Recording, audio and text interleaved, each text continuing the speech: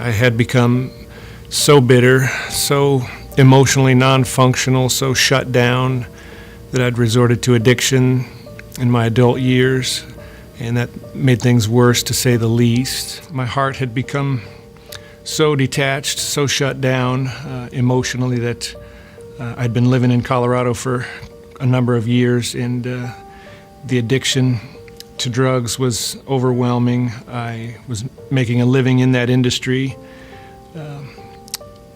My folks, on a whim, came out to Colorado to try to convince me to come back to Omaha and get some help here.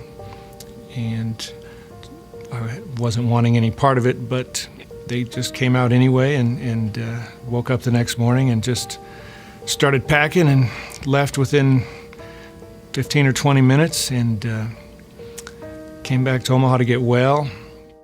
2 days after that, I wound up at Fresh Start to begin to peel off some of the layers of bitterness and hurt and resentment in my heart.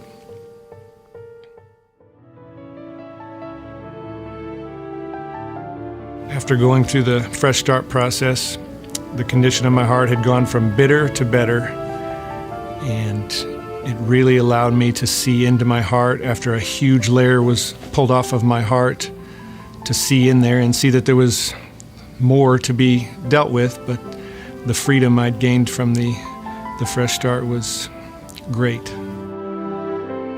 What I ultimately needed was the fresh start for my heart, a complete surrender to the Lord, and coming to the cross completely broken. And then that certainly was the catalyst which allowed me to get into the Fresh Start process and start moving along there.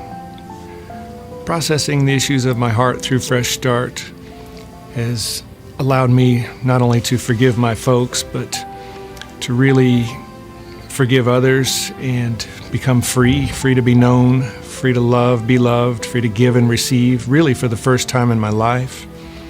The part of the Fresh Start process that was most impacting for me would be part 6, release.